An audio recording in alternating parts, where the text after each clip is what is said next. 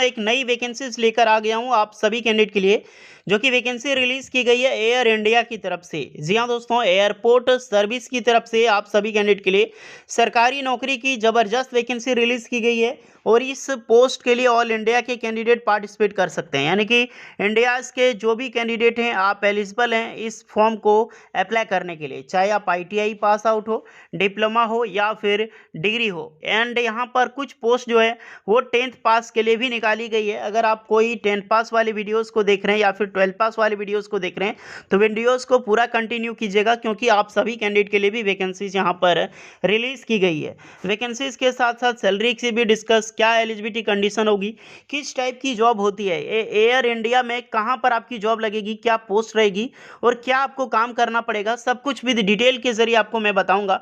तो वीडियोस को पूरा देखिएगा ताकि आपकी कोई भी डाउट यहाँ पर ना रह पाए। तो चलिए वीडियोस को स्टार्ट करते हैं। आगे बढ़ने से पहले जितने भी ITI डिप्लोमा और डिग्री जो स्टूडेंट है, वीडियोस के नीचे आप अपना कमेंट करके अपना ट्रेड जरूर बताइएगा, आपका ट्रेड और ब्रांच कौन सा है और आप किस डिपार्टमेंट में जॉब पाना चाहते हैं, उसकी अपडेट पाना चाहते हैं। ओके, चलिए आगे बढ़ते हैं। सो गाइस, जो वैकेंसी रिलीज की गई है ये आपका वैकेंसी है AI एयरपोर्ट सर्विस लिमिटेड। ये एक गवर्नमेंट की सर्विस है और यहाँ पर जो भी कैंडिडेट अप्लाई करेंगे इसकी जॉब लगेगी एक तरह की पोर्टल्स पे, एयरपोर्ट में आपकी जॉब लगेगी। और एयरपोर्ट में जो भी पोस्ट वाइज वैकेंसी रिलीज की गई है उस पोस्ट वाइज आपको यहाँ पर अलग अलग फील्ड में काम करना पड़ेगा। अब ये क्या चीज़ है, क्या काम करना पड़ेगा एयरपोर्ट में, हम वैकेंसीज की नोटिफिकेशन वाइज डिस्कस करेंगे। ये है आपका official notification AI airport service limited, air India air transport service limited है। और इसका हेडक्वार्टर हमेशा IGI एयरपोर्ट यानी कि इंदिरा गांधी इंटरनेशनल जो न्यू दिल्ली में बेस्ड है उसी का हेडक्वार्टर यहाँ पे पड़ता है अप्लाई करने के लिए। ये जो वैकेंसीज है यार वॉक इन इंटरव्यूज़ के थ्रू सिलेक्शंस होता है। और आपका जो एयरपोर्ट लगेगा वो राजकोट, देखो राजकोट में एयरपोर्ट है, राजकोट आपका रिक्रूटमेंट एक्सरसाइज एट राजकोट, जो कि हिरासार राजकोट पड़ता है आपका गुजरात में। तो यहीं पर आपकी पोस्टिंग होगी अलग अलग बेस पे, देख सकते हैं यहीं से वैकेंसी एक एयरपोर्ट में वैकेंसी निकाली गई है।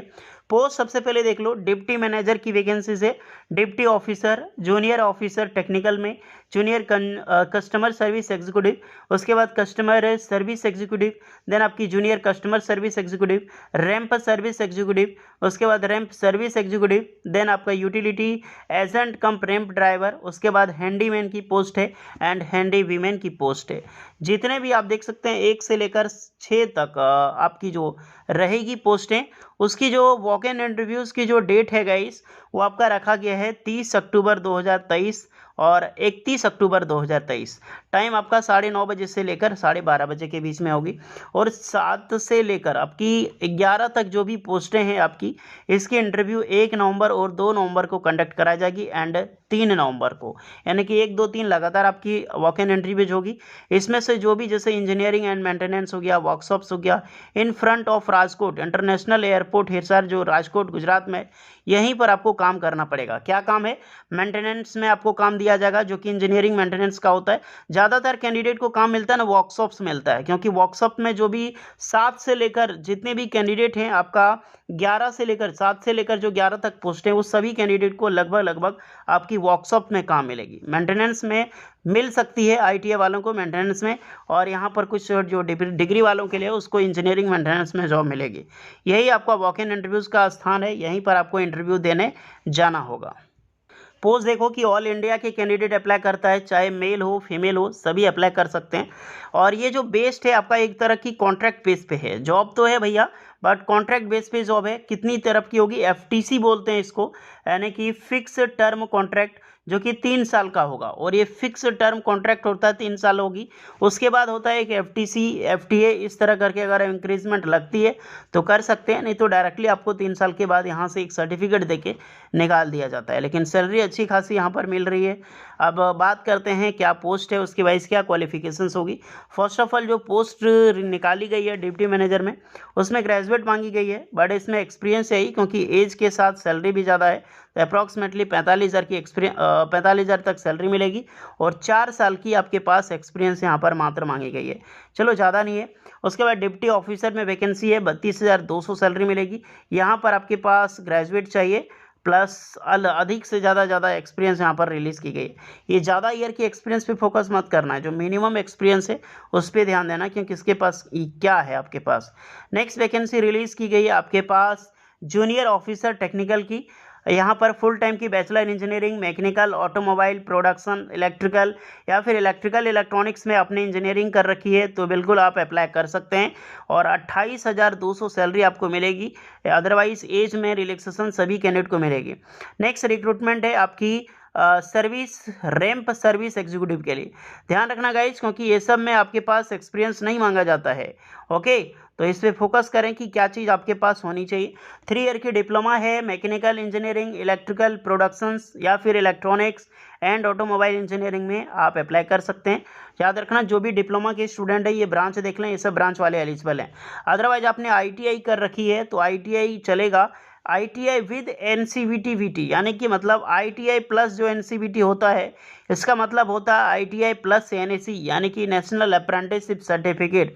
तो जो अप्रेंटिसशिप ITI करके जो अप्रेंटिसशिप किया है वो सब के लिए बहुत अच्छी खासी है, क्योंकि विदाउट एनी एक्सपीरियंस वाले, विदाउट एनी अप्रेंटिसशिप वाला कैंडिडेट अप्लाई नहीं कर सकता। यहाँ पर अप्रेंटिसशिप कंपलसरी है, 3 ईयर की मांगी गई है। तो ITI 2 ईयर और NCVT 1 साल, 3 ईयर।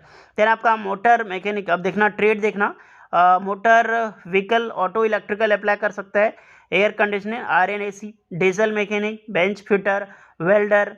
यहाँ पर वेल्डर ITI विथ NAC और एक सर्टिफिकेट होता है जो कि वेल्डर के लिए होता है।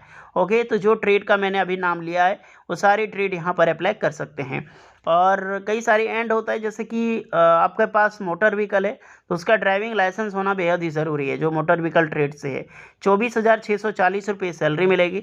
और यहाँ पर जो आपकी सैलरी एक्सपीरियंस मांगी गई है, मस्ट है 4 year experience in maintenance and operation RAM executive जो आपकी होनी चाहिए, या फिर मेंटेनेंस में आपने काम कर रखी है 4 ईयर में तो भी आप अप्लाई कर सकते हैं। नेक्स्ट रिक्रूटमेंट फिर से निकाली गई है रैंप सर्विस एग्जीक्यूटिव की। तो यहाँ पर आपकी जो होगी 3 ईयर की diploma, mechanical, electrical, electronic productions या फिर ऑटोमोबाइल इंजीनियरिंग। ITI चाहिए, यहाँ पर भी सेम आपका रहेगा, मोटर व्हीकल, ऑटो इलेक्ट्रिकल या फिर आपका air conditioning, RNAC, diesel mechanic और बेंच फिटर। तो ये 4 ट्रेड मोस्टली रिलीज़ की गई है। सैलरी यहाँ पर देखो 23,640 रुपये आपको सैलरी मिलेगी।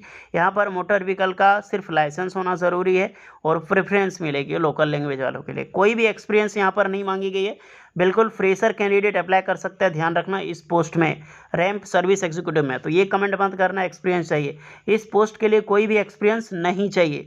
23,640 रुपये सैलरी और 18 से 28 साल एज लिमिट है। एक्सपीरियंस ऊपर वाले में चलेगा। ओके, यूटिलिटी कम रैंप ड्राइवर, यहाँ पर भी 10th पास के कैंडिडेट अप्लाई कर सकते हैं और HMB की लाइसेंस मांगी गई है। 20,130 रुपये सैलरी मिलेगी। फिर आपका है सीनियर कस्टमर एग्जीक्यूटिव में, यहाँ पर आपके पास 5 ईयर की एक्सपीरियंस चाहिए प्लस 10 क्योंकि ग्रेजुएट मांगी गई है। 24,640 रुपये सैलरी मिलेगी। देन आपका कस्टमर सर्विस एग्जीक्यूटिव में, यहाँ पर भी ग्रेजुएशन चाहिए और यहाँ पर आपकी 23,640 रुपये सैलरी मिलेगी।